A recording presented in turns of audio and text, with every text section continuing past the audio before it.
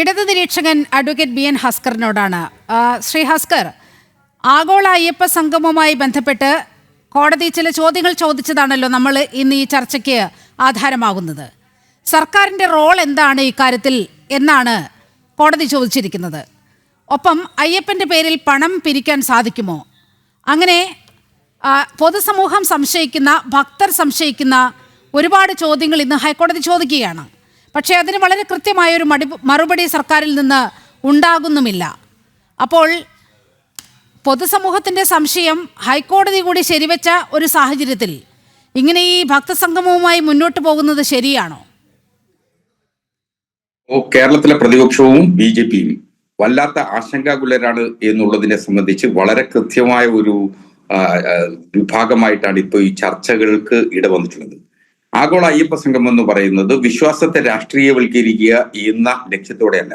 സംസ്ഥാന സർക്കാരിൽ നിക്ഷിപ്തമായിരിക്കുന്ന അധികാരം ഉപയോഗിച്ച് സംസ്ഥാന സർക്കാരിൻ്റെതായിട്ടുള്ള വിശ്വാസികളും അവിശ്വാസികളുമുള്ള ഒരു സംസ്ഥാനത്ത് നിന്ന് ആ വിവിധ മതവിശ്വാസികളായിട്ടുള്ള ജനങ്ങൾ തിങ്ങിപ്പാർക്കുന്ന ഒരു സംസ്ഥാനത്തെ ഏറ്റവും പരമപ്രധാനമായ തീർത്ഥാടന കേന്ദ്രം എന്ന് കരുതുന്ന ശബരിമലയെ സംബന്ധിച്ചിടത്തോളം അതിന്റെ വികസന ലക്ഷ്യങ്ങൾ വെച്ചുകൊണ്ട് നടത്തുന്ന ആഗോള അയ്യപ്പ സംഗമത്തിൽ സംസ്ഥാന സർക്കാരിലൂടെ ശബരിമലയ്ക്കും അതുപോലെ തിരുവിതാംകൂർ ദേവസ്വം ബോർഡിനും വലിയ തോതിൽ വളർച്ച ഉണ്ടാകും എന്നു കണ്ട് അങ്കലാപ്പിലായിരിക്കുന്ന ആളുകളുടെ പ്രതികരണമാണ് നാം ഇപ്പോൾ കേട്ടുകൊണ്ടേയിരിക്കുന്നത്.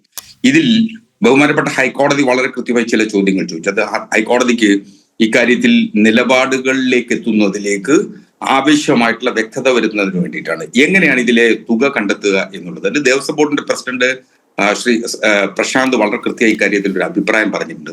ആ വിവിധ മേഖലകളിൽ നിന്ന് സ്പോൺസർഷിപ്പിലൂടെയും വിവിധ കോർപ്പറേറ്റുകളുടെ CSR ഫണ്ട് ഉപയോഗിച്ചുമാണ് ഇപ്പോ ഈ ആഗോള അയ്യപ്പ സംഗമം നടത്തുന്നത്. സംസ്ഥാന ഖജനാവിൽ നിന്ന് 1 രൂപ പോലും ചെലവാക്കുന്നില്ല എന്നുള്ളതാണ് വസ്തുത. അതുവഴി സംസ്ഥാന സർക്കാരിലേക്കും ദേവസ്വം ബോർഡിലേക്കും ശബരിമലയിലേക്കും വലിയ തോതിലുള്ള ഇൻവെസ്റ്റ്മെന്റ് വരുന്നു എന്ന ഭയപ്പാടും നിലവിലുള്ള അസൗകര്യങ്ങൾ ശബരിമലയുടേതായിട്ട് വന്നിട്ടുള്ള അസൗകര്യങ്ങൾ മാറ്റുന്നതിന് ആവശ്യമായിട്ടുള്ള ചർച്ചകളുമാണ് നടക്കാൻ പോകുന്നത് സെപ്റ്റംബർ 20 മുതൽ. ഇതിന് നേരത്തെ സുപ്രീം കോടതിയുടെ വിധിയുടെ പശ്ചാത്തലത്തിൽ സ്ത്രീ പ്രവേശനത്തിന് അനുമതി ലഭിച്ചതുകൊണ്ട് അവിടെ നടന്ന ഏതെങ്കിലും കോലാഹലങ്ങളെ ഇതിനുമായി ചേർത്ത് വായിക്കേണ്ടതില്ല. ഇപ്പോ ശ്രീ ഗോപാലകൃഷ്ണനൊക്കെ വളരെ സട്ടാരിക്കലായിട്ട് ജ്യോത്സ്യരുടെ കഥകളൊക്കെ പറഞ്ഞ് ജനങ്ങളെ തെറ്റിദ്ധരിപ്പിക്കാൻ ശ്രമിക്കുന്നു. ഞാൻ ഒന്ന് ഇടപെടുന്നത് കൊണ്ട് ക്ഷമിക്കണം. അവിടെ നടന്ന കോലാഹലങ്ങളെ ഇതുമായി ചേർത്ത് വായിക്കേണ്ട എന്നൊക്കെ താങ്കൾ പറയുമ്പോൾ അവിടെ ആചാര സംരക്ഷണമല്ലേ ആദ്യം അവിടെ നടപ്പാക്കേണ്ടത്? ആചാരവും ശബരിമലയെ സംബന്ധിച്ച് ആദ്യം ഉണ്ടാകേണ്ടത് അവിടുത്തെ ആചാരങ്ങൾ സംരക്ഷിക്കപ്പെടണം. അപ്പോഴാണ് അവിടെ ഭക്തർ എത്തുന്നത്. അവിടെയാണ് വികസനം വേണ്ടത്. അപ്പോൾ ആദ്യം ഉണ്ടാകേണ്ട സംഗതി എന്താണ്? ഭക്തർക്കൊപ്പം നിൽക്കുക, ആചാരങ്ങൾക്കൊപ്പം നിൽക്കുക. പക്ഷേ ഈ ആചാരങ്ങൾക്കൊപ്പമാണോ LDF സർക്കാർ, പിണറായി സർക്കാർ നിലകൊള്ളുന്നത് ഇപ്പോൾ? നിശ്ചയമായും വിശ്വാസ സമൂഹത്തോടൊപ്പം തന്നെയാണ് ആചാരാനുഷ്ഠാനങ്ങൾ. എന്താണ് നിങ്ങൾ ഉദ്ദേശിക്കുന്ന ആചാരം എന്നുള്ളതാണ് ഏറ്റവും പരമപ്രധാനം. ശബരിമലയെ സംബന്ധിച്ചിടത്തോളം മലയരയന്മാർ, ഒരു ഉദാഹരണം മാത്രം ഞാൻ സൂചിപ്പിക്കാം. മലയരയന്മാർ ഉപയോഗിച്ചു വന്നിരുന്ന, അവർക്ക് അവകാശപ്പെട്ട എത്ര ആചാരങ്ങളാണ് അവിടെ ലംഘിക്കപ്പെട്ടിട്ടുള്ളത്. അപ്പൊ സ്വാഭാവികമായും അങ്ങനെ ആചാരങ്ങൾ കാലാനുസൃതമായി മാറ്റമുണ്ടാകും. ഒരു 400 കൊല്ലം മുമ്പ് ഉണ്ടായിരുന്ന ആചാരമല്ല ശബരിമലയിൽ ഇപ്പോഴുള്ളത്. 400 കൊല്ലം മുമ്പ് ഉണ്ടായിരുന്ന ഭക്തജന തിരക്കല്ല ഇപ്പോൾ ഉള്ളത്.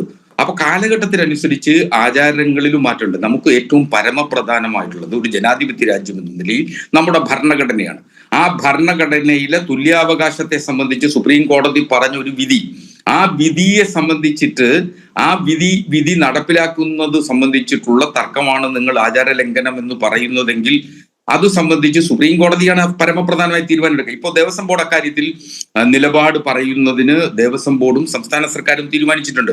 അതൊക്കെ കൂടുതൽ നിങ്ങൾ കരുതിയിരിക്കുന്ന വിശ്വാസ സമൂഹം സംഘപരിവാറിനൊപ്പമാണെന്ന് കരുതിയിരിക്കുന്നിടത്ത് നിങ്ങൾക്ക് തെറ്റുപറ്റുന്നു, അടിയറവ് പറയേണ്ടി വരുന്നു എന്നിടത്താണ് നിങ്ങൾ ഈ ആശങ്കാകുലരാകുന്നത്, നിങ്ങൾ അസ്വസ്ഥചിത്തരാകുന്നത്. നിങ്ങൾ ഇപ്പോൾ ധൈര്യപൂർവ്വം ഇക്കാര്യങ്ങൾ പറയുന്നത് SNDP യോഗത്തിൻ്റെയും NSSന്റെയും ഒക്കെ ഒരു നിലപാട്, ഒരു പിന്തുണ നിങ്ങൾക്കുണ്ട് എന്ന് പറഞ്ഞുകൊണ്ടാണ്.